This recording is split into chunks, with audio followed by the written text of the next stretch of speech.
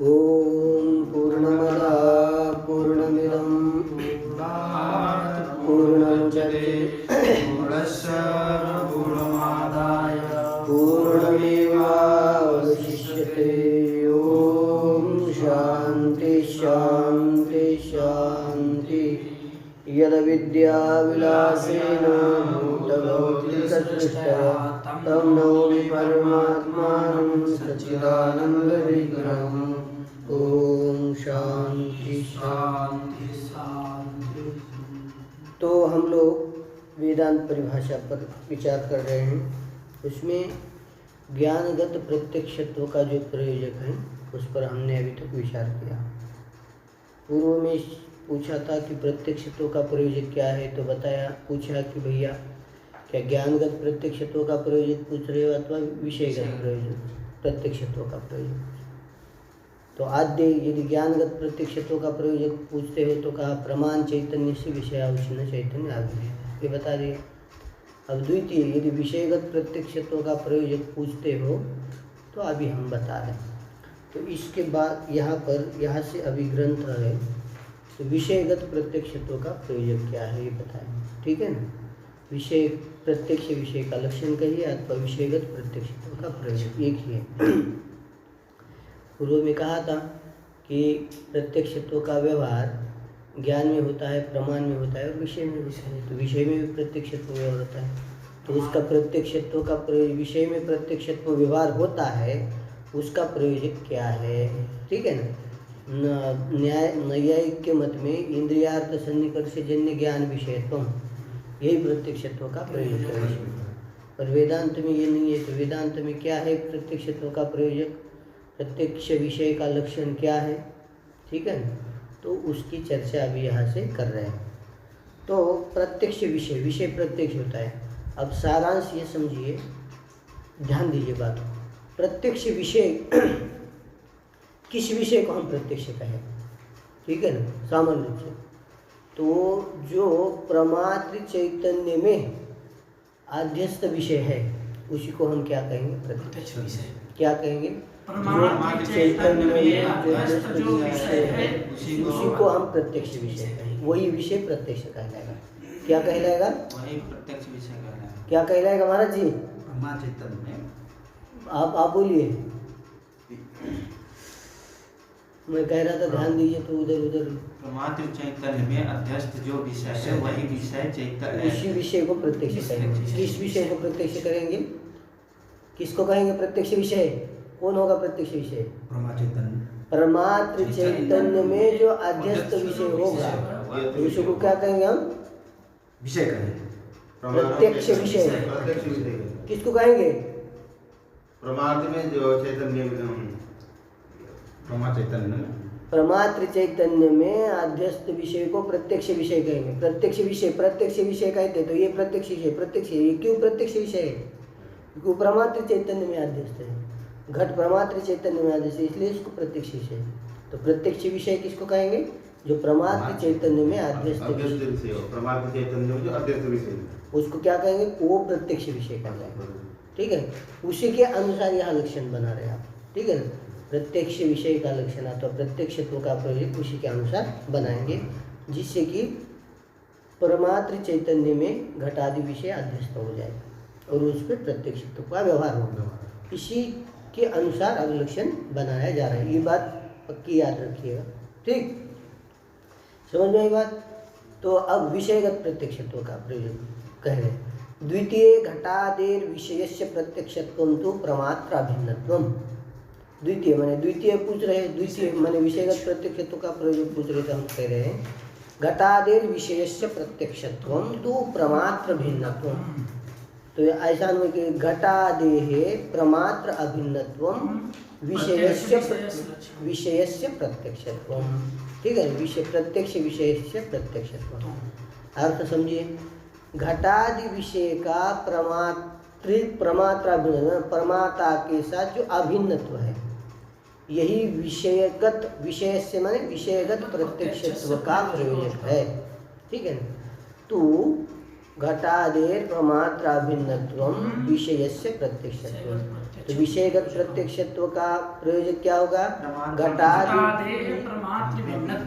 माने घटादि विषयस्य प्रमात्र भिन्नत्वम, घटादि विषय का प्रमाता के साथ आवेद, घटादि का प्रमाता के साथ आवेद, तदेव विषयस्य प्रत्यक्षत्व। ठीक, घटादि विषय बोले तो अच्छा है, घटादि का नहीं बोलोगे तो घटादे प्रमा, घटादि का प्रमाता के साथ अभिन्नत्व, यही क्या है? विषयगत प्रत्यक्षत्व का प्रयोजक है। बात समझ में?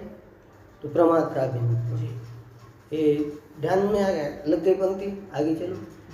अब शंका सबके मन में हो सकती है, प्रमाता किसको कहते हैं? ये पहले पता होना चाहिए आपको। अंतकरण अवच्छिन्न चैतन्य ही प्रमाता है। ठीक है, ये तो आपको पहले की प्रक्रिया पूरी याद रखिए। ज्ञानगत प्रत्यक्ष प्रयोजक में जो प्रक्रिया हुई वही विषय यहाँ पर भी पूरा आ रहा है। तो पहले का अनुसंधान ठीक ठाक करेंगे तो यहाँ समझने में कोई दिक्कत नहीं होगी। ठीक है ना? तो अब यहाँ ननु कथम घटादे अंतकरण चैतन्याभेद, ननु कथम घटादे अंतकरण चैतन्याभेद आम इदम पश्यामि इति भेदानुभव विरोधादिति चेत। अब शंका कह रहे हैं, आप कह रहे हैं कि घटादियों का प्रमाता के साथ आवेद, प्रमाता कौन है? अंतकरण अवच्छिन्न चैतन्य। तो घटादियों का अंतकरण अवच्छिन्न चैतन्य के साथ आवेद कैसे होगा? अंतकरण अवच्छिन्न चैतन्य के साथ अभेद कैसे होगा? क्योंकि घट भिन्न है, अंतकरण अवच्छिन्न चैतन्य जो परमाता है, ज्ञाता है, ठीक है ना, चैतन्य वो क्या है? भिन्न है, और घट क्या है? भिन्न है। ठीक है, और ऐसा अनुभव भी होता है हमें, अहम इदम पश्यामि, मैं घट को देख रहा हूँ, इस घट को देख रहा हूँ। तो अहम पदार्थ क्या है? अंतकरण अवच्छिन्न चैतन्य ही अहम पदार्थ है। तो अहम पदार्थ क्या है? अंतकरण अवच्छिन्न चैतन्य अहम पद का वाच्य है। तो अहम इदम घटम पश्यामि, मैं इस घट को देख रहा हूँ, है ना? तो अहम इदम घट पश्यामि, तो मैं इसको देख रहा हूँ। तो ये तो अनुभव नहीं होता है ना, अहम घट, ये अनुभव होता है? नहीं होता है। तो अनुभव क्या होता है आपको? अहम घटम पश्यामि, ये अनुभव होता है। तो आप क्या कह रहे हैं कि घटादि का प्रमाता के साथ आवेद, यदि घटादि का प्रमाता के साथ आवेद बताएंगे आप तो क्या हो जाएगा? अहम इदम पश्यामि, जो भेद का अनुभव हो रहा है हम सबको, इसका विरोध हो जाएगा। इसमें विरोध हो गया कि नहीं? अहम इदम पश्यामि, ये भेद अनुभव है, मैं इस घट को देख रहा हूँ, घट भिन्न है मेरे से, मैं भिन्न हूँ। अहम पदार्थ अंतकरण अवच्छिन्न चैतन्य जो परमाता है वो भिन्न है, ये भेद अनुभव हो रहा है। ठीक है ना? तो ये भेद अनुभव का क्या हो जाएगा? आपके मत में विरोध हो जाएगा। प्रमाता के साथ उसका अभेद करेंगे घटादि विषय का, तो भेद व्यवहार नहीं हो पाएगा। ठीक है ना? और दूसरी बात ये है कि अहम घटम पश्यामि, अहम घटम, यह अनुभव तो किसी को नहीं होता है। सामानाधिकरण अहम घटम अहम, यह अनुभव नहीं होता है। यदि अभेद होता है, क्या अनुभव होता है? अहम घटम पश्यामि, तो भेद अनुभव विरोध, भेद अनुभव होता है। तो भेद अनुभव का विरोध होगा कि नहीं आपकी इसमें? तो बात समझे। ननु कथम घटादे अंतकरण अवच्छिन्न चैतन्य आवेद, तो कह रहे घटादि का अंतकरण अवच्छिन्न चैतन्य के साथ आवेद आप कैसे कह रहे? कथम, कैसे कह रहे? क्यों? तो क्या दिक्कत है कहे तुमको? कहे अहम इदम पश्यामि भेदानुभव विरोधा, मैं इस घट को, मैं अहम इदम घटम पश्यामि, इत्याकार जो भेदानुभव हो रहा है, भेद का ज्ञान हो रहा है, उसके साथ क्या हो जाएगा? घटादि का प्रमाता के साथ आवेद करेंगे तो ये भेद अनुभव में विरोध हो जाएगा। इति चेत, ऐसा कहने पर, ऐसा प्रशंका करने पर सिद्धांत उत्तर देता है उच्यते इत्यादि के द्वारा। ठीक है ना? प्रमात्र भेदो नाम न तदैक्यम किंतु प्रमात्र सत्तातिरिक्त सत्ताकत्व अभाव। घटादि का प्रमाता के साथ आभेद, ठीक है ना? उच्यते के द्वारा प्रमात्र भेदो नाम, न प्रमाता का भेद, घटादि के साथ प्रमाता का जो भेद है, न तदैक्यम, इनका अत्यंत ऐक्य नहीं बताना है। घटादियों का प्रमात्रा के साथ भेदो नाम न तदैक्यम, अत्यंत उनका दोनों का ऐक्य नहीं है बताना है। क्या बताना है? प्रमात्र भेदो नाम न तदैक्यम, ठीक है ना? प्रमात्र भेद न घटादि के साथ उसका ऐक्य, ये नहीं है कहना, ठीक है ना? न तदैक्यम, अत्यंत ऐक्य नहीं बताना। किंतु प्रमात्र सत्ता अतिरिक्त सत्ता कत्वाभाव, घटादियों की प्रमात्र सत्ता से अतिरिक्त सत्ता न होना घटादि की प्रमात्र सत्ता से अतिरिक्त सत्ता न होना, सत्ता अभाव घटादि में होना। यही क्या है? घटादि का प्रमाता के साथ अभेद। घटादे प्रमात्र अभेदो नाम न तदाइक्यम किंतु सत्ता अतिरिक्त सत्ता तत्व अभाव भाव। यही क्या है? घटादि का प्रमाता के साथ अभेद। घटादि का प्रमाता के साथ अभेद का अर्थ है प्रमात्र सत्ता से अतिरिक्त घटादि की सत्ता न होना, घटादि की सत्ता न रहना। यही क्या है आपका? प्रमात्र अभेद। ठीक है, न तो तदाइक्यम, जिससे कि भेद अनुभव का विरोध हो। ठीक है ना? ऐक्य नहीं बताना, अत्यंत उनका ऐक्य नहीं बताना, जिससे कि भेद अनुभव के विरोध भेद अनुभव का विरोध हो जाए। ठीक है ना? जिससे अभेद माने ऐक्य, एकदम ऐक्य। ठीक है ना? ये नहीं बताना है हमें। ठीक है ना? बात समझे? तो क्या बताना है? प्रमात्र सत्ता। ठीक है ना? अब ऐसा कहेंगे तो वेदानुभव का विरोध भी नहीं होगा आपका। ठीक है ना? अब देखिए बात सुनो। अब घटादियों का प्रमात्र सत्ता अतिरिक्त सत्ता तत्व अभाव घटादि में कब रहेगा? घटादि प्रमात्र सत्ता अतिरिक्त सत्ता शून्य कब होंगे? प्रमाता से अतिरिक्त घटादि की सत्ता कब नहीं होगी? जब दोनों अभेद। ठीक है ना? वो उसको देखना है हमें। प्रमात्र सत्ता से अतिरिक्त घटादि की सत्ता न होगी।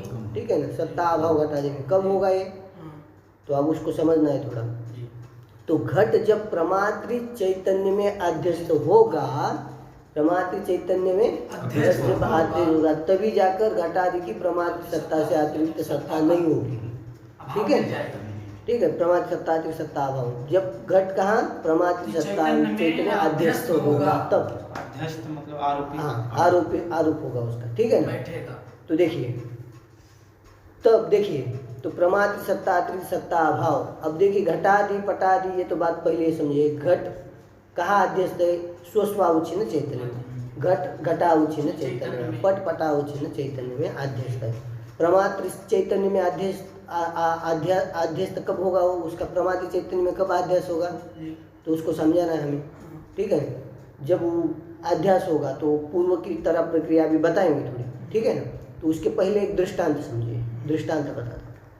जैसे रज्जु में सर्प का आरोप होता है। ठीक है? रज्जु में क्या होता है? सर्प का आरोप करते हैं, सर्प का अध्यास होता है। तो रज्जु से अतिरिक्त सर्प का कोई अस्तित्व है क्या? नहीं। रज्जु का अस्तित्व ही सर्प का अस्तित्व है। रज्जु का अस्तित्व ही सर्पों में भाषित हो रहा है। तो जो अध्यस्त पदार्थ है सर्प, सर्प की रज्जु रूप अधिष्ठान से अतिरिक्त कोई सत्ता है? नहीं है। नहीं। तो इसीलिए अधिष्ठान अतिरिक्त अध्यस्त की कोई सत्ता नहीं होती। ये सिद्धांत पहले समझ। अधिष्ठान से अतिरिक्त अध्यस्त पदार्थ की कोई सत्ता नहीं होती। ठीक है ना? तो ये बात समझी पहले आप। ठीक है, इतना समझ में आया दृष्टांत। तो सर्प की रज्जु अधिष्ठान अतिरिक्त कोई सत्ता नहीं होती। वही उसी के धर्म जो भाषण योग्य है वो सर्प आदि में भाषित होते हैं। ठीक समझिए? तो अब देखिए रज्जु में, अब देखिए प्रमात्र चैतन्य में जब घटादि अध्यस्त होंगे तभी क्या हो जाएगी? उनकी प्रमात्र सत्ता से अतिरिक्त सत्ता नहीं होगी घटादि होगी। ठीक है? तो कब होगा ये? तो पूर्वोक्त प्रक्रिया देखिए। जब चक्षुरी इंद्रिय के द्वारा अंतकरण घटादि विषय देश में जाता है, घटादि विषय देश में जाता है। तो घटादि विषय में, अरे अंतकरण गया में प्रमाता वहाँ चला गया। अंतकरण अवच्छिन्न चैतन्य प्रमाता का है, तो प्रमात्र चैतन्य भी वहाँ है। ठीक है ना? और वहाँ घट है तो घटावच्छिन्न चैतन्य भी है। अब देखिए घटा पूर्वोक्त रीत्या है, पूर्वोक्त जैसी रीति थी उसमें, तो घटावच्छिन्न चैतन्य और प्रमात्र अवच्छिन्न चैतन्य उनका अभेद होगा। क्यों अभेद होगा? क्योंकि उपाधियों का एक विशेषत्व है। घट कहाँ सॉरी अंतकरण घटादि देश में गया है, तो अंतकरण अवच्छिन्न चैतन्य बने परमाता हुआ है, प्रमात्र चैतन्य है वहाँ। तो प्रमात्र चैतन्य की उपाधि क्या है? अंतकरण है। अंतकरण कहाँ गया? घट में। और घट भी कहाँ है, घट में तादात्म्य से, तो उपाधि का एक देश स्थित तो होगा कि नहीं, उपाधि का एक देश स्थित तो हो गया। तो प्रमात्र चैतन्य और घटावच्छिन्न विषयावच्छिन्न चैतन्य, उन दोनों में आभेद हो गया कि नहीं। अब घट कहाँ अध्यस्त था पहले, घटावच्छिन्न चैतन्य। अब घट जो है घटावच्छिन्न चैतन्य में अध्यस्त था, ठीक है ना। तो घटावच्छिन्न चैतन्य में अध्यस्त, और घटावच्छिन्न चैतन्य और प्रमात्र चैतन्य एक ही हो गया। जैसे घटावच्छिन्न चैतन्य में घट अध्यस्त है, उसी प्रकार प्रमात्र चैतन्य में भी अध्यस्त हो गया कि नहीं। ये तात्कालिक भ्रम है, ध्यान रखिए। इसलिए तत्काल में ही घट का प्रत्यक्ष होता है। घट हमेशा प्रत्यक्ष है, तात्कालिक है। तो देखिए प्रमात्र चैतन्य में घट क्या हो गया, अध्यस्त हो जाएगा। तो प्रमात्र चैतन्य क्या हो गया, घट का अधिष्ठान हो गया कि नहीं। और नियम है कि अधिष्ठान से अतिरिक्त अध्यस्त पदार्थ घट अध्यस्त हो गया, ठीक है ना। तो अधिष्ठान से अतिरिक्त घट की सत्ता नहीं होगी, ठीक है ना। बात सुने, तो प्रमात्र चैतन्य सत्ता अतिरिक्त सत्ता तत्व अभाव घट में चला गया कि ना, समझ में बात आ रही ना। अभाव चला गया कि ना, अभाव तो चला गया। तो इसलिए घट क्या है, प्रत्यक्ष विषय। प्रत्यक्ष विषयत्व का प्रयोजक उसमें चला गया। तो घट में क्या है, प्रत्यक्षत्व का प्रयोजक उसमें चला गया। प्रत्यक्षत्व का प्रयोजक क्या बनाया था, घटादियों का प्रमात्र चैतन्य अतिरिक्त प्रमात्र सत्ता अतिरिक्त सत्ता तत्व अभाव उसमें रहेगा। तो इसलिए घट क्या है, प्रत्यक्ष है। हाँ पूछो। अब यहाँ पर ठीक है, हाँ समझ में आया ना। ये है कि वहाँ पर अगर आप यहाँ पर केवल घट विषय का और घट को कहेंगे, हाँ ठीक अभेद होता है, इसलिए ठीक बात समझ में आई ना। चलो हाँ आगे चलो। प्रमात्र अभेद न तदाइक्यम, अगर प्रमाता का जगह में अंतःकरणावच्छिन्न चैतन्य बोल दें तो गलत बोल दें। ये नहीं बोल रहे कि मतलब वहाँ पे हो, ठीक है चलिए बात समझ में आप लोगों को, ठीक है ना। तो घट में क्या हो गया, प्रत्यक्षत्व का प्रयोजक गया, क्योंकि घट में प्रमात्र सत्ता अतिरिक्त सत्ता तत्व अभाव रहेगा, इसलिए घट क्या है, प्रत्यक्ष विषय। ये सिद्ध हो गई कि नहीं बात, ठीक है। अब जो प्रमात्र चैतन्य में घट आदेश होता है, मैंने कहा तात्कालिक आदेश है, वो हमेशा नहीं होता। तो घट कभी वहाँ मतलब प्रमात्र चैतन्य में आदेश तो हो हमेशा जरूरी नहीं, इसलिए घट कभी प्रत्यक्ष होता है कभी परोक्ष होता है, ठीक है ना। अभी पंक्ति पढ़ते मूल में, ठीक है ना। उच्यते प्रमातृ भेदो नाम न तदैक्यम किंतु प्रमात्र सत्ता अतिरिक्त सत्ता तत्वाभाव। अब उसी को स्पष्ट कर रहे ग्रंथकार।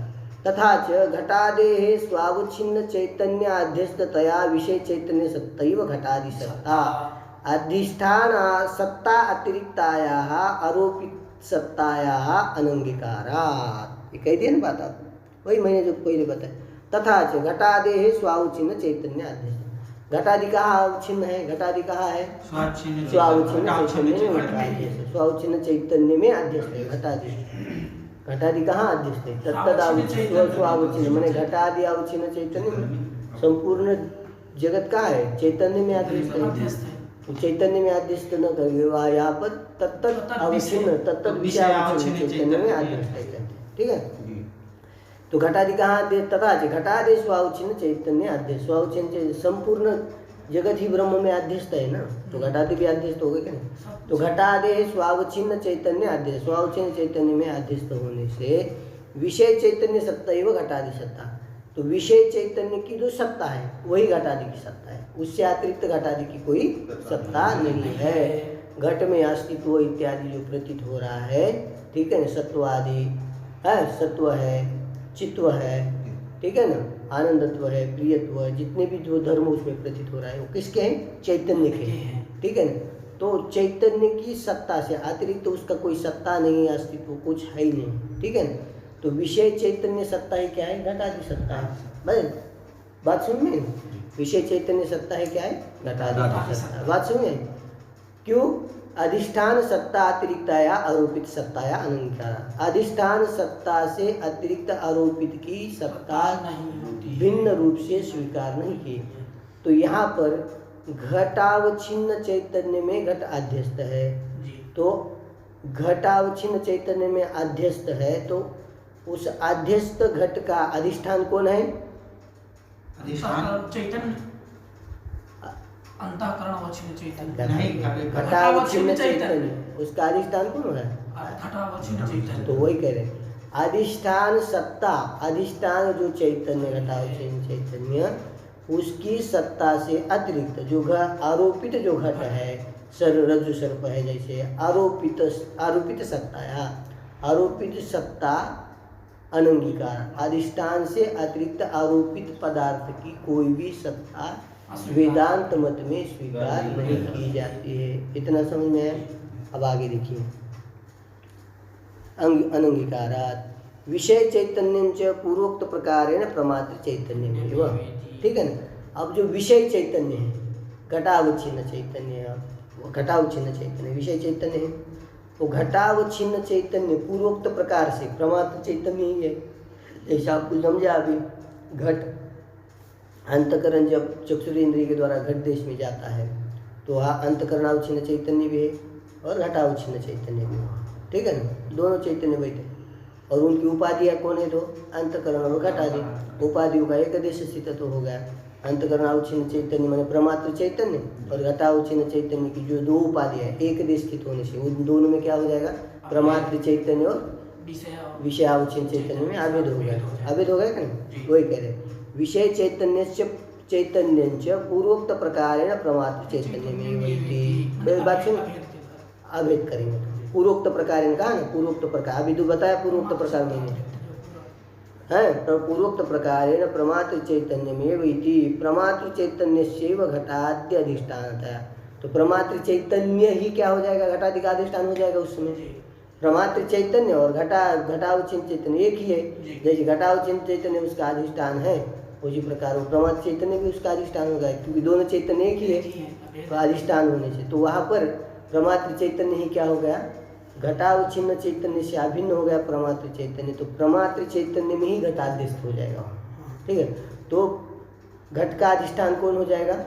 प्रमात्र चैतन्य। वही कह रहे, देखिए क्या कह रहे हैं, प्रमात्र चैतन्य से घटाद्य अधिष्ठान, प्रमात्र चैतन्य ही क्या हो गया?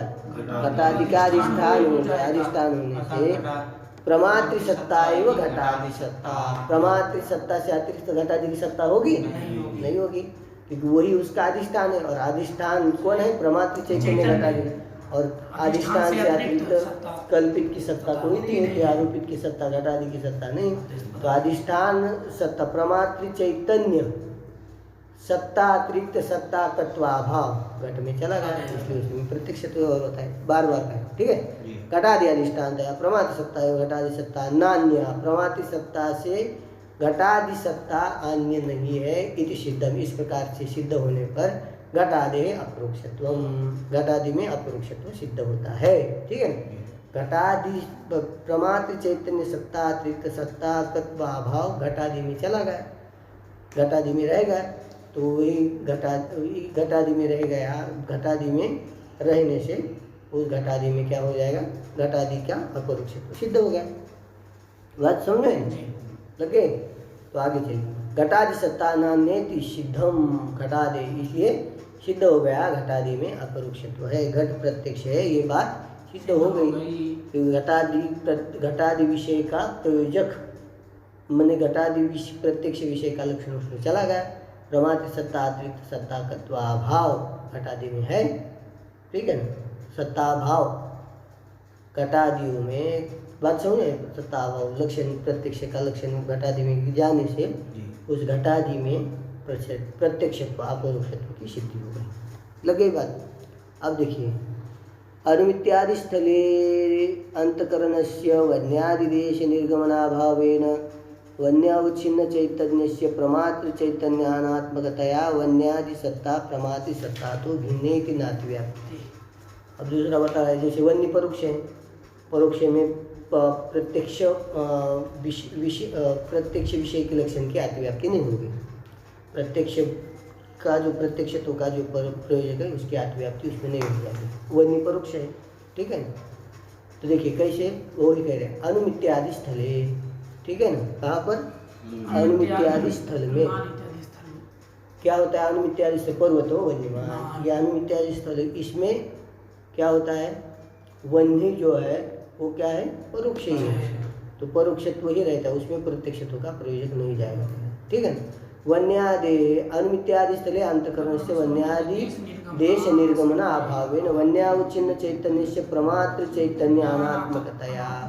ठीक है, देखिए आप समझिए, पर्वतोन्मान इत्यादि स्थल में क्या होता है, जो अंतकरण है वो वन्यादि देश तक नहीं जाता है, क्योंकि वन्यादि के साथ चक्षुरेंद्र का सन्निकर्ष नहीं है, तो अंतकरण वहाँ तक नहीं गया तो घटादि देश में।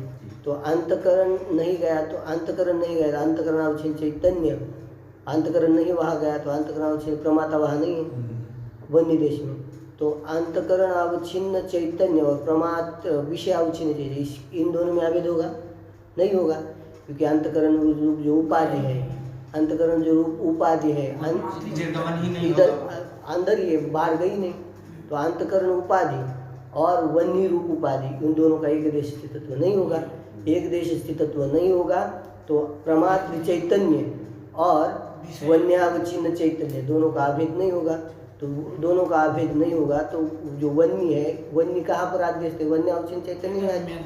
वन्यावच्छिन्न चैतन्य से अतिरिक्त तो उसकी सत्ता नहीं, तो वन्य अवच्छिन्न चैतन्य में आद्यस्थ है, वो प्रमात्र चैतन्य में आद्यस्थ होगी? नहीं होगी। तो प्रमात्र, मैंने पहले कहा था, प्रमात्र चैतन्य में जो आद्यस्थ वही प्रत्यक्ष वस्तु होगा। तो प्रमात्र चैतन्य में आद्यस्थ नहीं होगी, तो प्रमात्र चैतन्य में आद्यस्थ नहीं होगी, तो प्रमात्र सत्ता अतिरिक्त सत्ता तत्व अभाव वन्य में नहीं गया, तो प्रत्यक्ष का प्रयोजक वहाँ नहीं गया, तो अतिव्याप्ति नहीं। इसी को चीज को समझा। अनुमित्यादि स्थले अंतकरण से वन्यादि देश निर्गमन अभावेन, पर्वतो वन्यमान इत्यादि अनुमिति स्थल में जो अंतकरण है वो कहा है, अंतकरण वन्यादि देश में उसका निर्गमन नहीं होता है, क्योंकि वन्य के साथ चक्षुरेंद्रिय का सन्निकर्ष नहीं होता है, इसलिए वहाँ पर उसका निर्गमन नहीं होता है। अभाव निर्गमन अभावेन वन्यावच्छिन्न चैतन्यस्य वन्यावच्छिन्न चैतन्यस्य क्या है? वन्यावच्छिन्न चैतन्यस्य प्रमात्र चैतन्य अनात्मक, तो इसलिए वन्यावच्छिन्न चैतन्य और प्रमात्र वन्यावच्छिन्न चैतन्य का प्रमात्र चैतन्य के साथ अभेद न होने से, अनात्म उसका स्वरूप न होने से, है ना। वन्यावच्छिन्न चैतन्य जो है चैतन्य का प्रमात्र चैतन्य स्वरूपता उसमें नहीं है, एक नहीं है। वन्यावच्छिन्न चैतन्य से प्रमात्र चैतन्य अनात्मकता है, मैंने वन्यावच्छिन्न चैतन्य का प्रमात्र चैतन्य के साथ अभेद न होने से, ये बात समझे, न होने से वन्यादि सत्ता प्रमात्र सत्ता तो भिन्न, वन्यादि की जो सत्ता है प्रमात्र सत्ता से भिन्न है। ठीक है, प्रमात्र सत्ता से अतिरिक्त ही उसकी सत्ता हो गई, है ना। प्रमात्र सत्ता अतिरिक्त सत्ता का तो अभाव न वन्य में न होने से उसमें प्रत्यक्ष का लक्षण नहीं गया, इसलिए प्रत्यक्ष विषय की विषय तो उसमें नहीं जाएगा, तो प्रत्यक्ष नहीं है। ठीक है, प्रत्यक्ष विषय का जो लक्षण है उसका वहाँ लक्षण की अतिव्याप्ति नहीं है। ठीक है, भिन्न प्रमात्र सत्ता तो भिन्न ही थी, ना अतिव्याप्ति, तो वहाँ पर उसकी अतिव्याप्ति नहीं होगी। बात समझ में?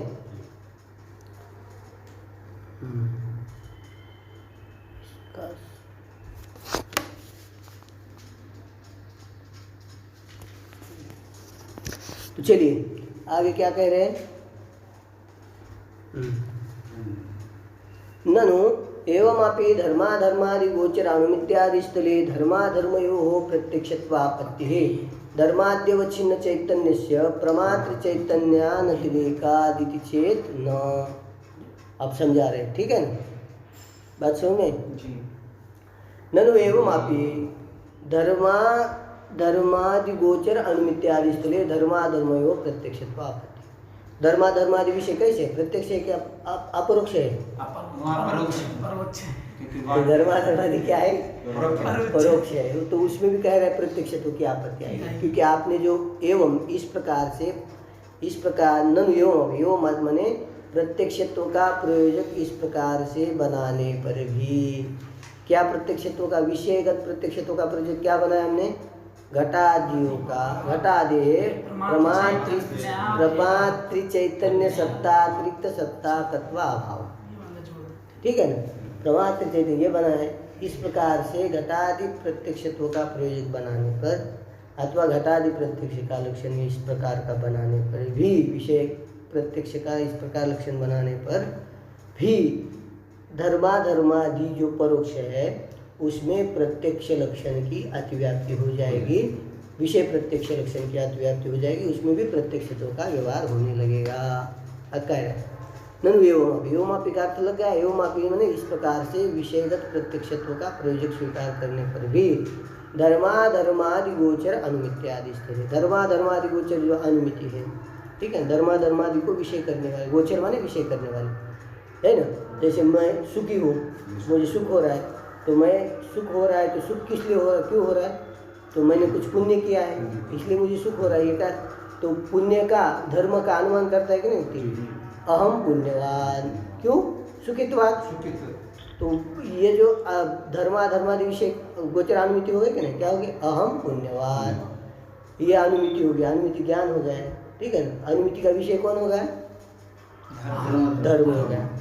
धर्म कहाँ रहता है आपका, अंतःकरण में, और प्रमात्र चैतन्य भी कहा है अंतःकरण में। तो धर्मादि अवच्छिन्न चैतन्य और प्रमात्र चैतन्य दोनों का क्या हो जाएगा, अभेद होगा, अभेद हो जाएगा। तो जैसे धर्मादि का है, धर्मादि अवच्छिन्न धर्म का है, धर्मादि अवच्छिन्न चैतन्य में आदेश है। तो धर्मादि अवच्छिन्न चैतन्य और प्रमात्र चैतन्य का अभेद हो गया। तो प्रमात्र चैतन्य सत्ता से अतिरिक्त, तो धर्मादि प्रमात्र चैतन्य भी आदेश होगा। तो प्रमात्र चैतन्य सत्ता से अतिरिक्त धर्मादि की सत्ता रही नहीं रही। तो प्रमात्र सत्ता अतिरिक्त प्रमात्र चैतन्य सत्ता अतिरिक्त सत्ता तत्व अभाव धर्मादि में, तो प्रत्यक्ष का लक्षण वहाँ चला गया कि आपका, चला धर्मादि में भी चला गया, तो उसमें भी प्रत्यक्षत्व की आपत्ति आएगी। इस प्रकार बनाने पर एक है ननु एवमापि धर्माधर्मादि गोचर अनुमित्यादि स्थिरे धर्माधर्मयो प्रत्यक्षत्वात्, धर्माधर्मादि में प्रत्यक्षत्व की आपत्ति आ जाए। क्यों आ जाए, धर्माद्यवच्छिन्न चैतन्य से प्रमात्र चैतन्य अभिन्नतया, धर्मादि अवच्छिन्न चैतन्य और प्रमात्र अवच्छिन्न चैतन्य एक ही है, दोनों एक। अंतकरण अवच्छिन्न चैतन्य कहाँ है, अंतकरण में, तादात्म्य समझ, अंतकरण कहाँ रहेगा, अंतकरण में रहेगा। धर्मादि कहाँ रहेगा, अंतकरण में। तो अंतकरण अवच्छिन्न चैतन्य धर्मादि अवच्छिन्न चैतन्य दोनों एक हो जाएगा। उपाधि का एक देश है, अंतकरण और उपाधि जो धर्म है वो एक देश स्थित है, तो उपाधि में अभेद हो जाएगा, ठीक है, यही बता रहे। धर्मादि अवच्छिन्न चैतन्य से प्रमात्र चैतन्य अभिन्नता है, प्रमात्र चैतन्य के साथ अभेद होने से धर्मादि सत्ता या प्रमात्र सत्ता अनतिका, धर्मादि की सत्ता क्या करें, धर्मादि सत्ता जो है वो धर्मादि की जो सत्ता है वो प्रमात्र सत्ता से अनतिरिक्त, माने अतिरिक्त न होने से उसमें भी क्या हो गया, प्रत्यक्षत्व की आपत्ति आएगी। धर्मादि में भी प्रत्यक्षत्व का व्यवहार हो जाएगा। इति चेत न, ऐसा नहीं कह सकते। क्यों, योग्यत्वस्यापि विषय विशेषणत्वात्, हम विषय में पूर्वोक्त द्वितीया योग्यत्व विषय में विशेषण देंगे। तो योग्य घटादि विषय का विषय में प्रमात्र चैतन्य सत्तात्रिक सत्ता का भाव, ये प्रत्यक्षत्व प्रयोजक है। घटादि न बोले तो खाली योग्य विषय अवच्छिन्न चैतन्य, योग्य विषयस्य योग्य विषयस्य प्रमात्र सत्तात्रिक सत्ता भाव, योग्य प्रत्यक्ष योग्य विषयस्य प्रमात्र सत्तात्रिक सत्ता का घटादि जोड़ तो क्या है, प्रत्यक्ष योग्य घटादि विषयस्य प्रमात्र सत्तात्रिक सत्ता का भाव। बात समझ में, अभाव। तो लक्षण बनाएंगे तो योग प्रमात्र सत्तात्रिक सत्ताकत्व अभाववत योग्य प्रत्यक्ष विषय होना चाहिए, अभाववत को उसमें चला जाना, ठीक है। तो प्रत्यक्ष योग्य घटादि विषयस्य प्रमात्र सत्तातिरिक्त सत्ता अभावत्वम प्रत्यक्ष से लक्षण। तो आप देखिए घटा धर्मादि है, प्रत्यक्ष योग्य नहीं है। प्रत्यक्ष प्रमात्र चैतन्य सत्ता से अतिरिक्त घटादि में की सत्ता है, अतिरिक्त सत्ता नहीं है, बोले भली, ठीक है, अतिरिक्त सत्ता नहीं है। परंतु जो धर्मादि विषय है वो धर्मादि विषय प्रत्यक्ष योग्य है क्या, नहीं। तो हमें क्या चाहिए, प्रत्यक्ष योग्य विषय का प्रमात्र सत्ता अतिरिक्त सत्ता तत्व अभाव होना चाहिए, ठीक है ना, अभाव होना चाहिए। आप योग्य विषय नहीं है तो इसमें प्रत्यक्ष की आपत्ति नहीं होगी, ठीक, बात समझ में। इस प्रकार से इसलिए योग्यत्व विशेषण देना आवश्यक है। अबोध शंका कर रहे हैं, देखिए, ननु एवं आपी रूपी घट इति प्रत्यक्ष स्थले घटगत परिणाम परिमाणादि प्रत्यक्षत्व आपत्ति है। आप कह रहा है कि जैसे ननु एवं इस प्रकार से प्रत्यक्षत्व का विषयगत प्रत्यक्षत्व का प्रयोजक स्वीकार करने पर भी एवं स्वीकार करने पर भी रूपी घट की प्रत्यक्ष स्थले घटगत परिणामादे प्रत्यक्षत्व आपत्ति है। रूपी घट रूपवान घट ये प्रत्यक्ष हो रहा है, ठीक है ना। क्या हो रहा है? रूप का घट में क्या हो रहा है? रूप का प्रत्यक्ष हो रहा है। तो रूप क्या है? रूप में प्रत्यक्षत्व आ जाएगा, कोई दिक्कत नहीं उसमें, पूर्व कहते हैं। और उसी समय में आपको परिमाण का प्रत्यक्ष हो जरूरी नहीं है। जिस समय रूप का प्रत्यक्ष हो रहा है उसमें परिमाण का प्रत्यक्ष नहीं होता है। अब परिमाण आदि से लेना तो यदि मान लीजिए घट है, घट में रूप का प्रत्यक्ष हो रहा है जिस समय में, उस समय परिमाण का प्रत्यक्ष हो जरूरी नहीं। अथवा परिमाण से आते घट वहाँ रखा, यहाँ ये रखा है घट, ठीक है ना, ये घट है, घट के सामने से रूप तो दिख रहा है मुझे, और घट के उस पार में जो कुछ चित्र है वो दिख रहा है क्या? वो प्रत्यक्ष विषय हो रहा है क्या मेरा? तो प्रत्यक्ष विषय तो उसमें जाएगा क्या? नहीं जाएगा ना। तो सिद्धांत कह रहा है वो तो प्रत्यक्ष विषय नहीं है, तो प्रत्यक्ष विषय नहीं, पर उसमें भी प्रत्यक्षत्व की आपत्ति आएगी आपकी। क्या आएगी? उसमें भी प्रत्यक्षत्व की आपत्ति, वो प्रत्यक्ष है ही नहीं विषय हमारा, ठीक है। परिमाण का भी प्रत्यक्ष, आप कहते हैं ना घट का रूप तो देखा हमने, पर वो कितना बड़ा था वो तो देख नहीं पाए, ठीक है ना, कितना उसका आकार था। तो कभी कभी क्या होता है ना, कभी कभी अंधेरे में रखा होता है तो थोड़ा उसमें उजाला होता है, थोड़ा बल्ब कुछ वो, और पूरे घट में उजाला नहीं होता है। तो कहते रूप तो देखा उसका काला है, पर उसका परिणाम नहीं देख पाया, ये होता है। तो परिमाण का प्रत्यक्ष है, उसमें प्रत्यक्षत्व नहीं रहता है, तो उसमें भी प्रत्यक्षत्व की आपत्ति आएगी। इस प्रकार प्रत्यक्षत्व का प्रयोजक स्वीकार कर, ठीक है ना। रूपी घट इति प्रत्यक्ष स्थले घटगत परिमाणादे प्रत्यक्षत्व, उसमें प्रत्यक्षत्व की आपत्ति आएगी। तो देखिए आदि न चित्र आदि लेना, आदि से चित्र आदि, ठीक है। चित्र रेखा जो भी उस पार जो है नहीं दिखता है आपको जिसका प्रत्यक्ष। तो देखिए कैसे होता है, जब रूप का प्रत्यक्ष होता है हमें, तो चक्षुरेंद्र के द्वारा घटगत चक्षुरेंद्र के द्वारा अंतकरण कहा जाता है, रूप देश तक घट में जाता है, रूप देश में। तो वहाँ पर क्या होता है, प्रमाता वहाँ गया, अंतकरण है वहाँ, अंतकरणावच्छिन्न चैतन्य प्रमाता है वहाँ, और क्या है रूपावच्छिन्न चैतन्य, उन दोनों में आविद हो जाएगा। क्यों?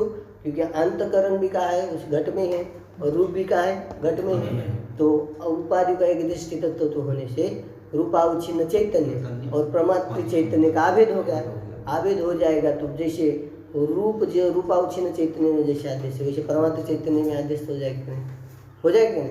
तो प्रमात्र चैतन्य सत्ताकत्वाभाव रूप में चला गया, सत्ताकत्वाभावत्व रूप में चला गया, तो रूप में प्रत्यक्षत्व का व्यवहार होता है, वो प्रत्यक्ष है।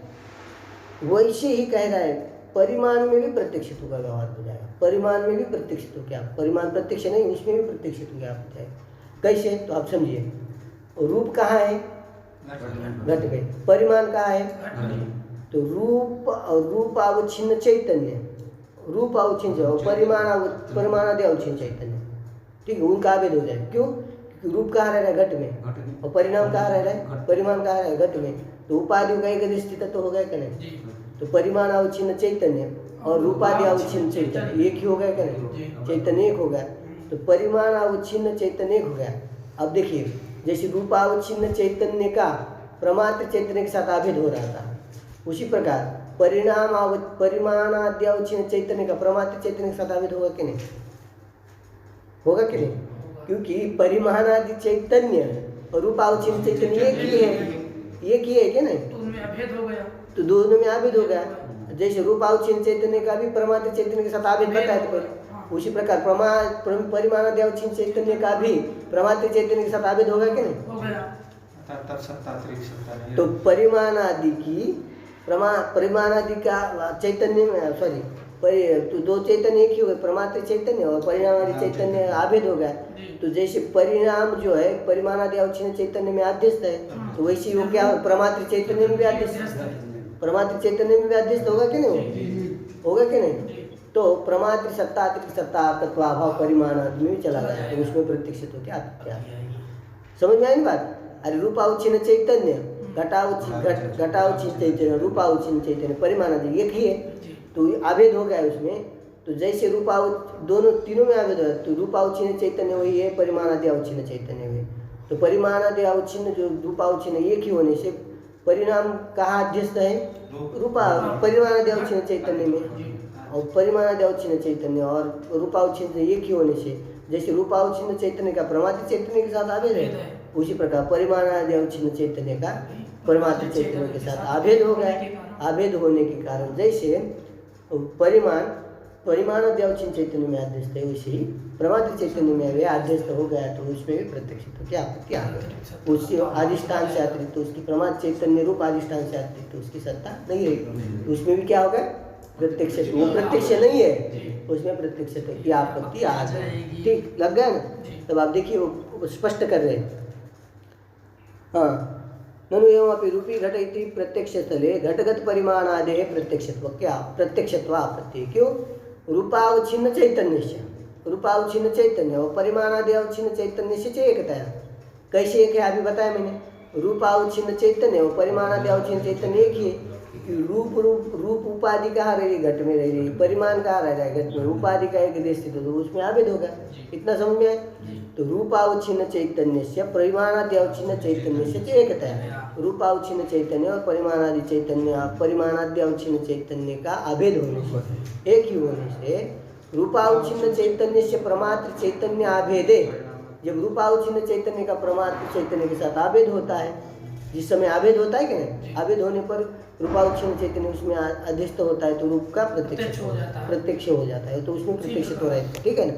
वही कहे परिमाणादि एकतया रूपावच्छिन्न चैतन्य से प्रमात्र चैतन्य अभेद, परमात्र चैतन्य के साथ अभेद होने पर परिमाणादि अवच्छिन्न चैतन्य से आपकी प्रमात्राभिन्नता।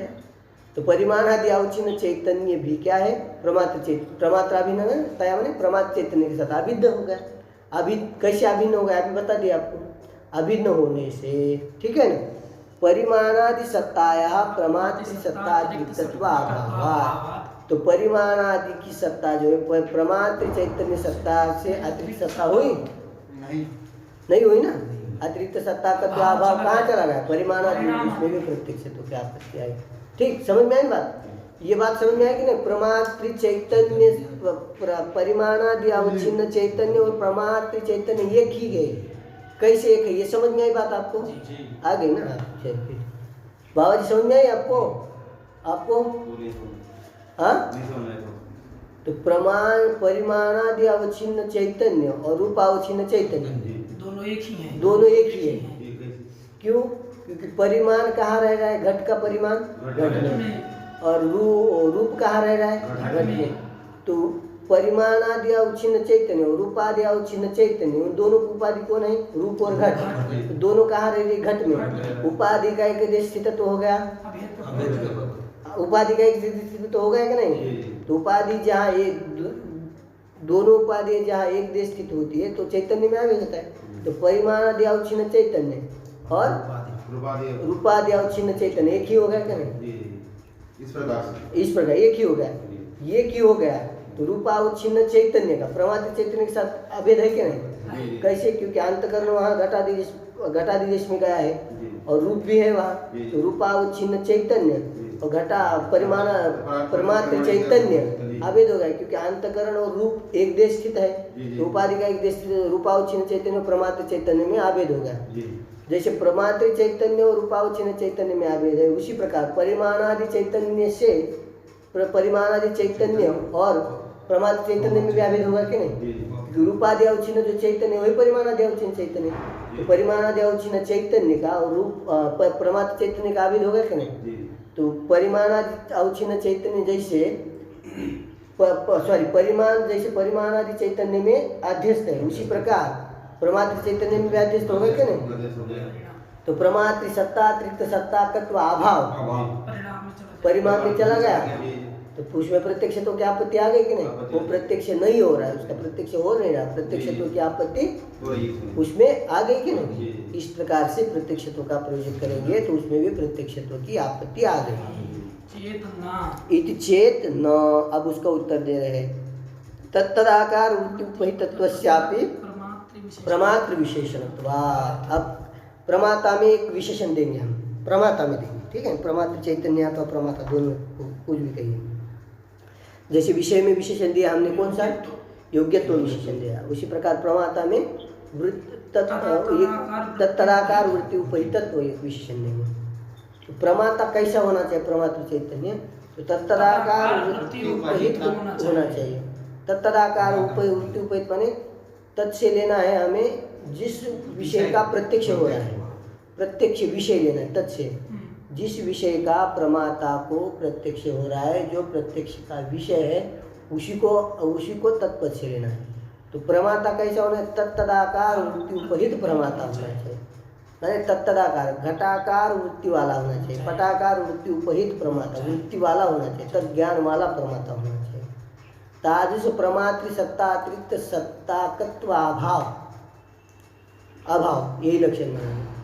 योग्य विषयस्य तत्तदाकार वृत्ति उपहित प्रमात्र चैतन्य सत्तातिरिक्त सत्ताकत्व अभावत्वम अभिन्नत्वम यही बनाएंगे हम, ठीक है। तब आप उसमें अतिव्याप्त नहीं होगा। किसमें? परिमाणादि अतिव्याप्ति नहीं। तत्तदाकार वृत्ति उपहितत्वस्यापि प्रमात्र विशेषण, प्रमाता का विशेषण देंगे, ठीक है। प्रमाता का विशेषण देंगे। देखिए अब जिस समय रूपाद्याकार वृत्ति हो रही है उस समय प्रमाता में परिमाणाद्याकार वृत्ति हो रही है? नहीं हो रही। रूपाद्याकार वृत्ति हो रही है उस समय परिमाणाद्याकार वृत्ति एक समय में क्यों वृत्ति होगी? तो उस समय रूपाद्याकार वृत्ति जिस समय उस समय वो जो प्रमाता है किससे उपहित? तदाकार माने रूपाकार वृत्ति उपहित है प्रमाता, ठीक है ना। तो तदाकार वृत्ति उपहित प्रमात्र चैतन्य सत्ता अतिरिक्त सत्ताकत्व अभाव कहा जाना चाहिए। योग्य विषय परिमाण में जाना चाहिए, नहीं जाएगा। कहाँ जाएगा? रूप में ही जाएगा, रूप में ही जाएगा, ठीक है ना। रूप विषय का प्रत्यक्ष योग्य रूप विषय का प्रमात्र सत्ता के साथ प्रमात्र सत्ता अतिरिक्त सत्ताकत्व अभाव उसमें जाना चाहिए। तो कैसे प्रमाता होना चाहिए? तदाकार वृत्ति उपहित प्रमाता होना चाहिए। अब जिस समय रूपाद्याकार वृत्ति हो उस समय परिमाणाद्याकार वृत्ति नहीं है, तो परिमाणाद्याकार वृत्ति उपहित प्रमाता है क्या? तो परिमाणाद्याकार वृत्ति उपहित प्रमात्र चैतन्य सत्ता अतिरिक्त सत्ताकत्व अभाव परिमाण में जाएगा? नहीं जाएगा ना, नहीं होगी, ठीक है। उसी को कह रहे तदाकार वृत्ति उपहितत्वस्यापि प्रमात्र विशेषणत्वात् रूपाकार वृत्ति दशायां परिमाणाद्याकार वृत्त्याभाव, परिमाणाद्याकार वृत्ति न होने से परिमाणाद्याकार वृत्ति उपहित प्रमात्र चैतन्य अभिन्न सत्ताकत्वाभावेन कहाँ? परिमाण में। परिणामाद्याकार वृत्ति उपहित जो प्रमात्र चैतन्य है उस चैतन्य अभिन्न क्या पाठ है? चैतन्य अभिन्न सत्ताकत्व का अभाव कहाँ हो जाएगा? परिमाणादि में होने से उसमें अतिव्याप्ति नहीं होगी। परिणामादि ही बोले, परिणाम सत्ता नहीं बोले। परिमाणादि में होने से, ठीक है ना, उसमें अतिव्याप्ति नहीं होगी। बात समझ में आई ना? अब इसके बाद और शंका कर रहे हैं, ठीक है ना, उसको हम लोग कल देखेंगे, ठीक।